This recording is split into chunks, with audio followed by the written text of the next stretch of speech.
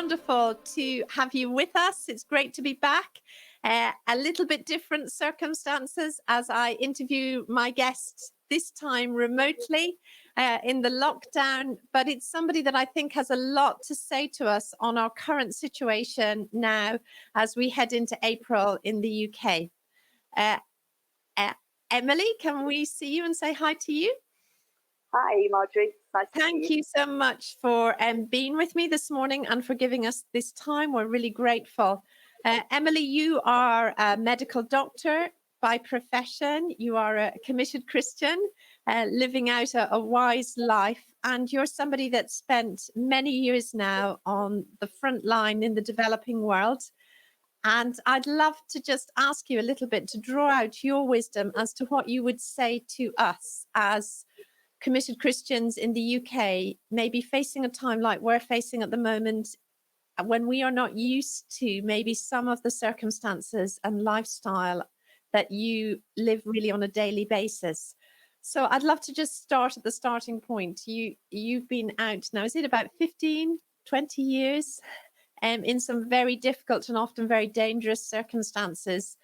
How do you reconcile doing what you do, maybe laying down your life on a weekly basis to follow the Lord, and knowing that it is often life and death circumstances for you guys? Wow, that's a big question, Marjorie. I guess the first thing I want to say is about living across cultures. And I think what people in the UK are now experiencing is such a radical shift that you're having to transition and adapt. And I think it's really important to be gracious and kind to yourself and others while you're adapting. I know from myself, we arrived in Afghanistan in 2004 with a 3-month-old baby and a nearly 2-year-old son. And just the first year was a process of adapting and learning to live under very different circumstances.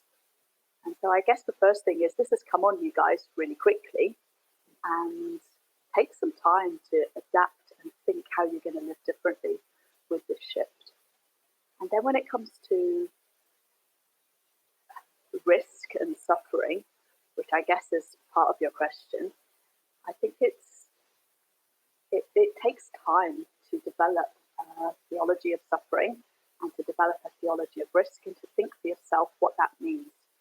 And, I can testify that it's possible to be too far on one extreme or the other, and you might need to think through where you are at as a family and how much risk you want to take and how much suffering as well you want to expose yourself to. So for me, that's things like in Afghanistan, there's just a lot of hard news, a lot of painful news, a lot of suffering. And so if I recognize that I'm not doing so well myself, I don't want to expose myself to too much of that hard news. Maybe for a time, I'll just back off and not look so much on the media, not listen so much to the difficult stories. And then at the same time, to ask God to help you to deal and learn from the circumstances that you're in. And I think, that's what Paul says. He says, I've learned to be content no matter what. And I think that is a learning process. It's not an instant, I'm now happy in Afghanistan or I'm now happy on lockdown. It's learning with Jesus how to cope with the situation. There's so much that comes to mind that I'd love to ask you about. One of the things that I've noticed for you guys is that although your situation is often very vulnerable, you do apply practical wisdom a lot. Where is the balance for you? Sometimes I know that you've had to go into situations that are vulnerable, and whether, with that question mark, whether you will make it through. And then other times you're very careful, and you're a medical doctor, so sanitation, everything like that, doing what the doctors say, the wise things are very important to you. How do you find the balance in that of when to maybe make the sacrifice to go into a vulnerable situation, and then other times to actually stay safe? And how might somebody approach that? I'm thinking of key workers, etc., in this nation at this time. Yeah, I think there's some risk to living in Afghanistan that you are exposing yourself to. And so I think it was really helpful for me that I took some time to process that before I went. And then when I was there, what I find the most helpful is to be able to process when I'm not under pressure. Because I think when you're in the situation, you kind of lose sight of the risks and the possibilities, and you might need to take a step back and say, oh, what just happened to me? How did I feel in that? What are the long-term consequences if I go on like that? So a little bit of processing time is needed. And then to do some of that processing, maybe with other people, if you're extrovert, helps me a lot. And then also some introverted time when I'm asking God, what should I be thinking now? This is what I'm feeling. Help me with those feelings. I think that has been very, very helpful. And then I guess some of that, how much risk to take. Sometimes you get yourself into a situation and it suddenly comes on you that this isn't very safe and I need to now make some decisions. And I think for me personally, I'm quite a planned person. And I have thought ahead a little bit. How will I cope with that if that happens? What can I do to help myself? What shouldn't I do? And some of it for me is because I'm living cross-culturally, and so I need to think not only about my own responses, but how is that being perceived by people in Afghanistan? Because some of my messaging might not be the same. So for me personally, reducing my risks are to do with how to close down conversations that maybe are getting a little bit escalated, and also how to withdraw myself from situations that might be physically dangerous. And then also to realise that this is a learning experience. And so I've made quite a few mistakes over the years. And I look back and see the hand of God protecting me when I really didn't do the right thing. And I didn't even do the thing that I was supposed to do. So that trust in God is something that builds over time.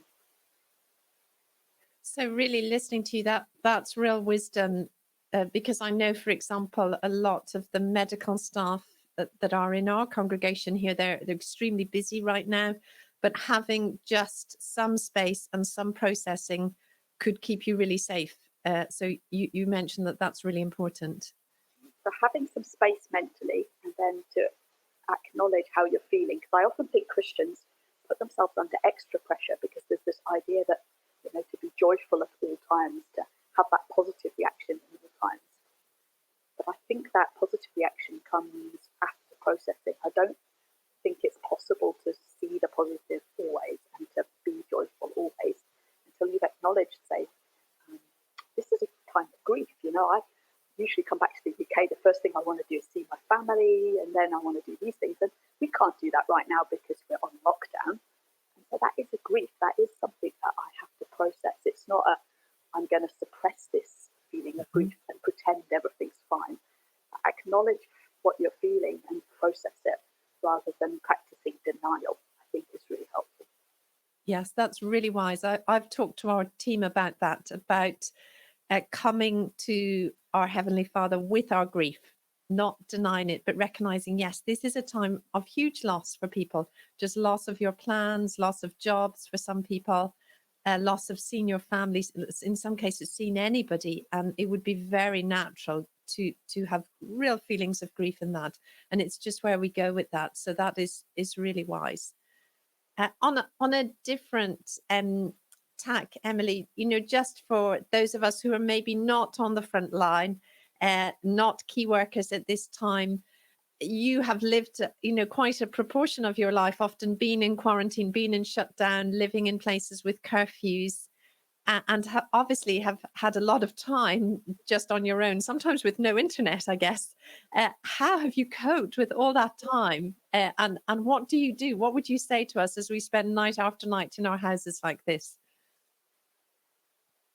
Yeah, I mean, I have lived on sudden lockdowns. I've lived a few evacuations, quick situations that are changing, and then we had a time recently where no mobile phones worked, no internet, no communications. For me personally, being prepared helps me. I travel now with the key things that I can't live without. I travel like that all the time. My kids take the mickey out of me because I often have my toothbrush with me wherever I am. Because for me personally, some rituals, some things that I do really help me to feel at home wherever I am. But I think on lockdown, it's to do with your core identity. And a lot of the grief and loss and feelings are to do with you probably having quite a lot of your identity in being busy, and a lot of your identity in your work and what you're achieving. And so to suddenly be stuck in your house with less things to do, it can feel as though you're being challenged at the very center of who you are. And I think that's the time to take a step back and say, in Jesus, who am I? As a child of God, where is my strength? Where is my hope? Where is my energy? And I think without realizing it, many people actually have their identity more in themselves than in Jesus. And so I went through this personally when I did the preparation year before going out to Afghanistan. I had to stop being a doctor for a year. And when I got to Afghanistan, I had a 3-month-old and a nearly 2-year-old, which didn't give me a great deal of time to think about my work and my profession. And I experienced a profound sense of loss because it was such a big part of who I had been as a person and part of myself that I was really proud of as well. And I walked with Jesus through that process of loss. And I had to acknowledge really before him that I'd probably put too much on that. And actually being a kind person or being a patient person was something that Jesus valued more than Emily is a doctor. And so I think you have this opportunity right now to look at your identity and to say how much of my identity is about my busyness and about what I'm achieving for God, and how much is on who I am. Because those things that you are, they can help you in whatever situation. So when you look at St. Paul and you look at him saying, whatever I am, I'm content, I suspect that is because his entire core identity is resting on him as a child of God, rather than as Paul the preacher or Paul the leader. And so it's really a position of strength if you can anchor yourself on who you are with Jesus. When it's just you and Jesus and nobody else, I think that is really a strong position. That's really powerful, Emily. And at the Well, at our church, we put a huge emphasis on identity, as you know. It just been the core foundation to life. So really, as I listen to you, I am reminded that now is a time for all of us to really grow in our identity. It's at times like this when everything else fades away, what we normally do Monday to Friday, etc., that you do discover who you are and you have time to reflect on who you want to be going forward and allow God to shape that. That's really powerful thoughts. And you have a lot of expertise in the area of mental health. You speak into that, I know, on a global level. You'll be humble in that. But what would you say to us as a British audience right now about walking this out well, and signs maybe that we may be experiencing to do with our mental health, how we could keep ourselves well and safe?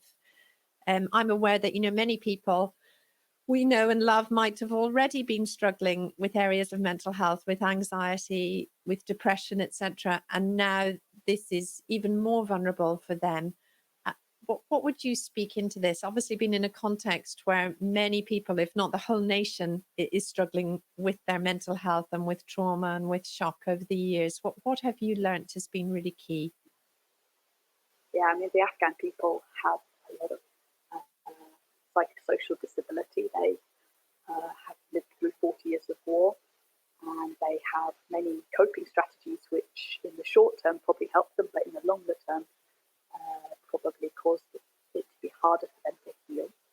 And I work with some people who are trying to help with that. And then on top of that, to get a pandemic is extremely difficult. So I guess some of my tips are to realize that people deal with stress differently. And the way you cope with stress might actually make it harder for somebody else. So I'm a very auditory processor. I often speak before I think. I process by talking. And I've learned over many years that I can do that safely with some people. But some people, I just overwhelm them and it doesn't help them at all.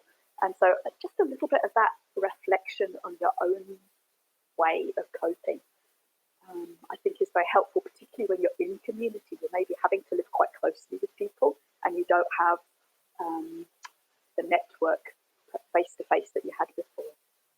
The other thing that I think is really important is to look at your past, because you probably have been through some difficult times and you've probably got some strengths that you might not be aware of at the moment.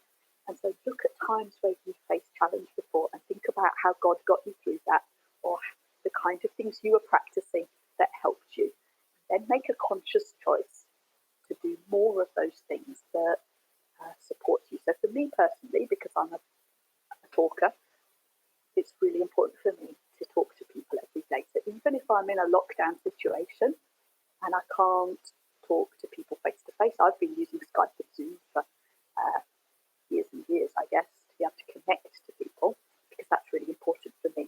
For my husband, I know that time in silence and solitude is extremely important to him. And so I know when we're on lockdown to make sure he has that space. Otherwise, he does worse as a person. And so I think if you look back, you can see some of your coping strategies. You can even evaluate your coping strategies and say, that was a good one, that was a bad one. I am actually quite an anxious person. I'm aware now, I guess, of some habits that I have that are not helpful, like overreading the news, obsessing over data. And I, for example, put some limits on my mobile so that I can only go online for 30 minutes a day. And then once the reminder comes up, that's it. I try really hard not to look at that news site, because it's not actually helping me anymore. It's just like an obsession. And then instead of that, when the thing comes up to say you've had your 30 minutes, I think, okay, now I'm going to spend 30 minutes, say, pray or thinking about this passage of scripture. And so to put some positives in place, I think it's really helpful. I think one of the problems with the internet generation is we've got so much information, we can almost drown in information. So to put some limits on that is really helpful for me personally. That's really wise stuff. So I guess in summary, we're saying to people, it's really wise to know yourself and to know what will be your survival techniques, what's helped you in the past. But not only to think of yourself, which as a culture we're probably often quite good at. We've spent time thinking about ourselves, but to be very aware of those around you, maybe your work colleagues, your team members, the people you're living with right now. How are they coping? And what could you do?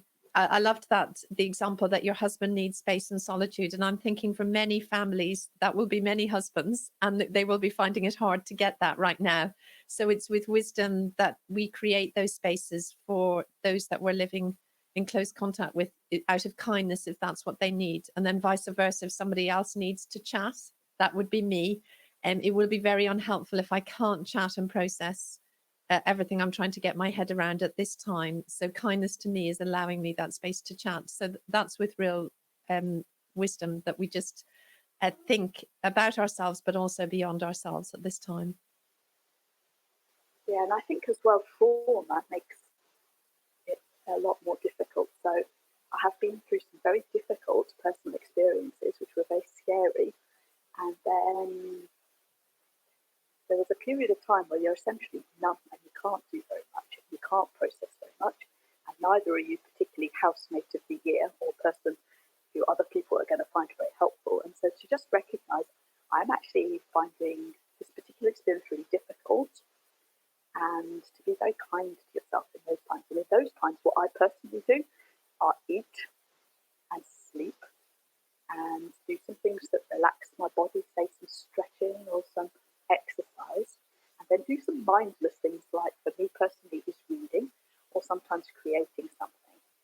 And I find if I do that for a while, my mind and my thoughts come back to my centre. But I often can't even process very stressful situations until I've actually had a little bit of downtime and had something to eat, had something to drink, had a full night's sleep, and then to think of it. And that goes, and often in those times, to be honest with you, Marjorie, I can't even pray. or read the Bible. My attention span is so short. Maybe my prayers can be a sentence, but I can't focus. And so I've learned that God is very merciful in those times, and he basically says to me, sleep, relax, eat, drink, and then come to me. And so take that pressure off yourself to be sort of ideal, perfect Christian who can always manage, an hour's quiet time. Just get your body and your mind a little bit healed before you expect that to happen. So that's wonderful. It's just giving grace to yourself, isn't it? Yeah. What about a last thought, Emily? I'm just aware for some of us, we're just stuck at home. For others, it's much more serious. They may have loved ones that are very ill at this time. They may be trying to keep other people alive. So the circumstances might be much more traumatic than it might be for many people in the UK. How would we recognize that we have actually been through something traumatic? What would be the signs of that, and what we would do about that? So for me personally, it's when I can't sleep and when I can't focus, and when my thoughts keep turning to the situation and I keep puzzling over why did that happen, or what am I going to do next? And for me personally, it's a feeling of paralysis as well, that I don't know what to do next. And I think when you get to that stage, you need to reach out to somebody, maybe who could help you, particularly as a frontline worker. If you're a health worker, probably your occupational health, probably there are some mental health services for people. And just to realise that all humans find that difficult. It's not a weakness to need to reach out to a specialist service at this time, particularly if you're a frontline worker and you're working a lot harder than normal and you're afraid that you might catch the virus in the line of your work. Brilliant, thank you. Let's end with our eyes back on Jesus. Obviously, you've been through some real valleys and life-threatening situations. Who has God been to you through that time, Emily? Yeah, I think of the Psalms. I think of knowing that God is your place of refuge, God is your place of security. Certainly reading those Psalms has been very, very helpful to me. I once read the whole of the Psalms and looking for those passages after David had been afraid, and then seeing how he saw God after fear. That was a real help to me personally, to realise that David experienced fear, and then despite the fear, he could still say, God is my refuge, God is my strength, God is my song. I think for me personally, those passages have become very meaningful. I think what's so encouraging for us at this time is it is through times like this, just as it were for the biblical characters, that we are shaped and we do grow in our faith, and we do get to know aspects of God's character in deeper ways than maybe a month ago or a year ago. And I've seen that in your life, how that has happened for you, and just the depth and the goal that can be found, and also the fact that the Lord has kept you in those circumstances, and you've led a very significant life, of a life poured out for others. And at the end of the day, that's who we are. To most deepest satisfaction is found as we pour out our lives to others. So there is a tremendous opportunity for us now to grow deep in our characters. I've loved chatting to you and for the wisdom you bring. Thank you so much for joining us. I know many people will appreciate this episode. Bless you. Thank you, Marjorie.